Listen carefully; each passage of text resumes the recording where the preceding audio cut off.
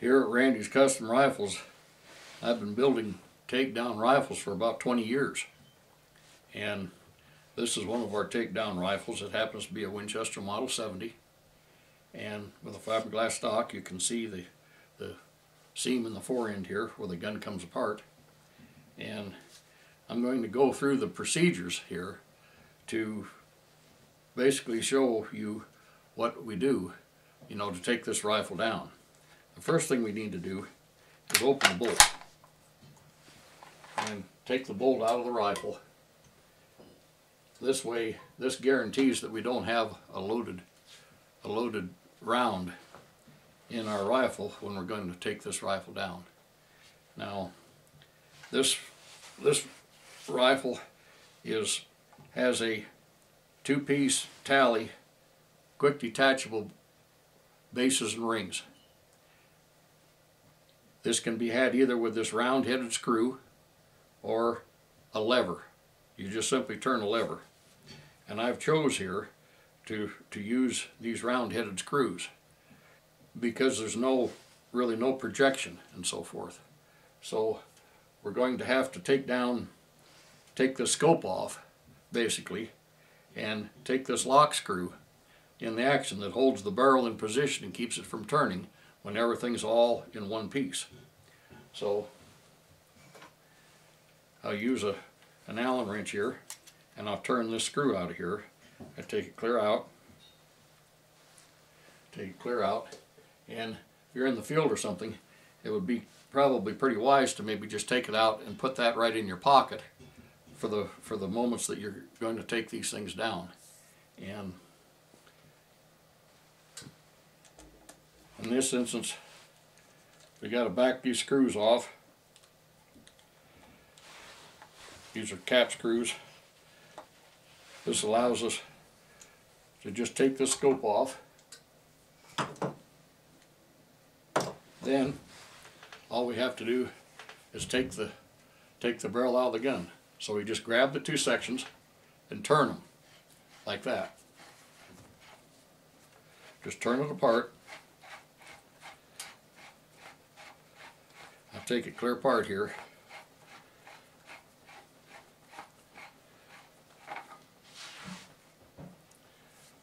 There's a detent, a drill detent in the thread here where the point of the screw engages so this barrel can't turn while everything's all in a one-piece unit. Now we've got two short pieces here. We've got two short pieces.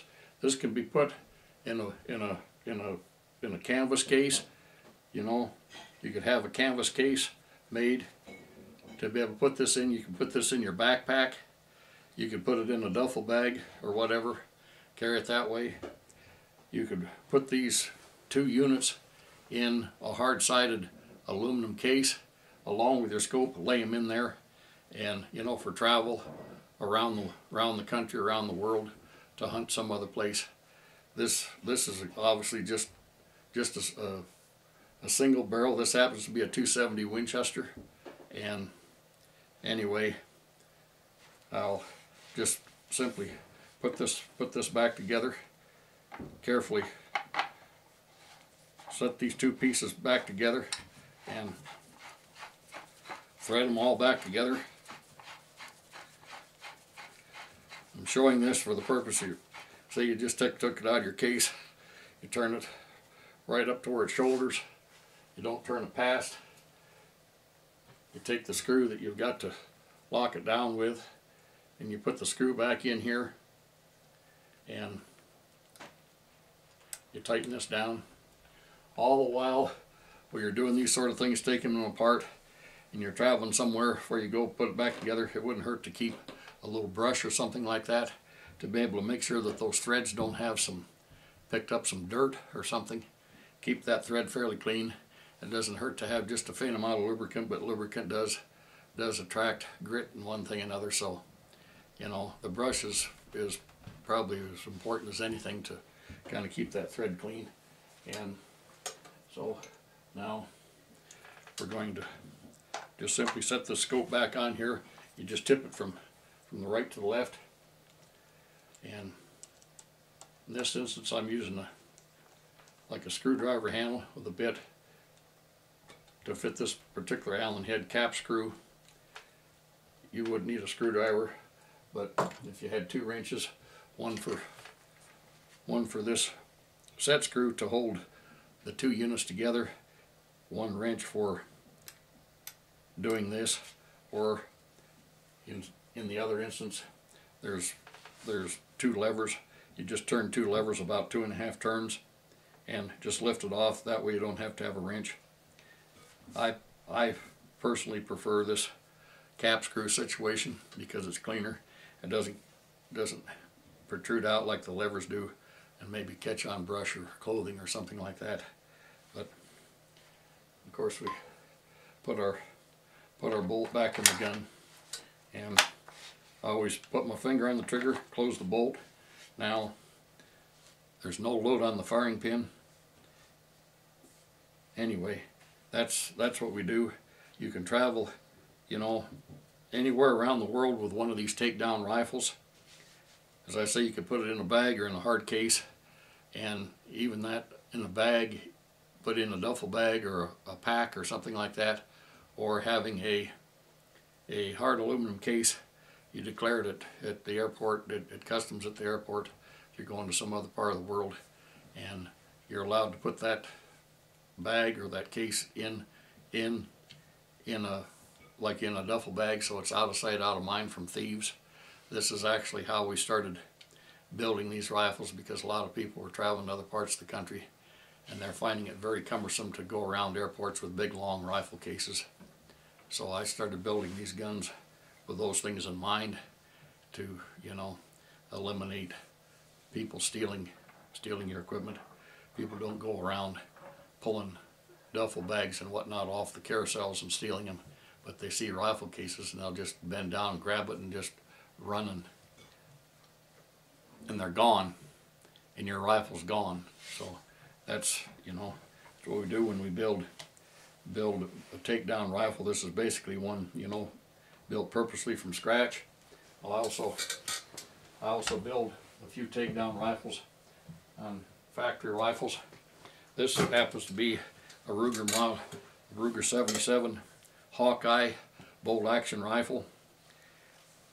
The design of the stock, the checkering pattern has to clear where I have to cut the stock in 2. We will not cut through a checkering pattern because it looks like a chop job. So I've got to have a rifle stock with a checkering pattern that allows us to cut the stock in 2. So in this instance, this is what I've done. This is a .338 Winchester Magnum, and this lends itself quite readily to make into a takedown. The Ruger rings themselves basically are quick detachable type of a ring. All you have to have is a screwdriver. Turn these screws, back them up a couple of turns. Just take your scope off and use your wrench to remove this set screw. Keep track of your set screw. Sure this bolt is out of the gun. Just simply unscrew it. Unscrew this all the way here, because this particular rifle here is a 2-barrel set. .338 Winchester, .338 Winchester Magnum, and .375 Ruger. So now I'll screw this .375 Ruger barrel in here. Takes a moment to make sure that the threads are lined up. Don't try to force anything, because then obviously it isn't lined up. This is all done very quickly, and you just simply turn this. You can feel it's all lined up. You put your set screw back in here.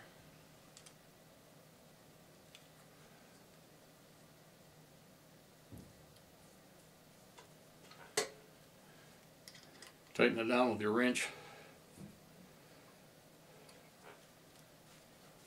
Put your bolt back in. This has open sights. This was chosen by the customer to have one caliber scope, the other one's open sights. Basically is more dangerous game type rifle than 375 Ruger. So there we are.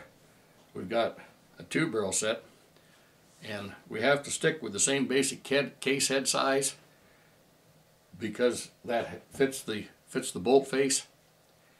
The 375 Ruger and the 338 Winchester are both have the same size head or rim to be able to change the different calibers.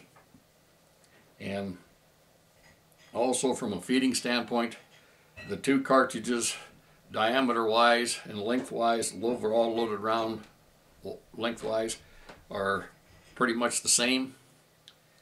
So they're going to feed well off the same magazine box assembly, the same bolt and extract, and everything works well. So you've got a situation like that. We've added a cross bolt here to the stock. It doesn't come with a cross bolt because of the caliber. I've added a cross bolt, and you know, there's these 4 ends in all situations are attached to the barrel with a single screw. There's a large lug on the bottom of the barrel, and the entire barrel is bedded to fit the 4 end. And of course the actions are glass bedded, whether it's one of these factory rifles or whether it's, you know, one of our takedowns built from scratch. So anybody anticipating an idea of having a takedown made, you've got to keep in mind that we've got to have at least 1/4 of an inch ahead of the action to clear that checkering to cut this stock in 2, to allow for these 2 spacer plates that are basically put on attached to the wood. It's the same sort of deal with fiberglass. Some fiberglass stocks have checkering also, but this is clear. It doesn't have any you know, checkering in the fiberglass pattern. So with those things in mind, you've got probably the handiest rifles. I'll just point out a few calibers. This is, of course, I've told you what this rifle is. You know, Magnum calibers. Let's say that we use this rifle, we could have it in a 7mm Remington Magnum, and 338 Winchester, or this 375 Ruger. Any of those cartridges in that same basic family that are basically standard length magnums will work off of the same action, function and feed properly off the same action. We can't take like a 270 Winchester and like a 338 Winchester, because those are 2 entirely different case head designs. One case head being 470 diameter, the other one being 530 diameter. So we've got to stick with those basic guidelines, you know, for calibers. So you can hunt, you know, regular size game or heavier game with the same rifle by just switching your barrel, having open sights on one barrel, having a scope on another, or having 2 scopes for your situation. When I first built the very first takedown rifle around 20 years ago, when I built the rifle, I got it all done. It was scoped, and I wanted to see how repeatable this was from taking it down. And so what I did, I worked up a load for the rifle. I shot a number of groups with that rifle, determined the accuracy level of that rifle, and from that then I would just simply back this lock screw out. I would break the barrel loose. I wouldn't take it clear out of action, but I would break the barrel loose as if we were taking it apart from going from one hunt location to another, tighten it back down, putting the set screw back in, and shooting a shot, and then doing what I just described, shooting a 3-shot group to see where point of impact was, where the point of impact still held in the same area, and what our group size was. And I saw no degrading of accuracy in doing so.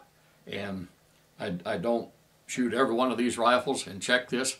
I know how I have to build these rifles and put them together so that everything will repeat. I know that because of my design that every rifle works, but to get the full accuracy potential out of any rifle, load development needs to be done by somebody competent such as myself to be able to have the full accuracy potential out of each rifle. And in the future we'll do something as time allows us and weather allows us at the bench on the range here and do some shooting, some demonstration shooting on how these rifles will repeat themselves. So that's something you can look forward to, you know, on down as time allows us to do this.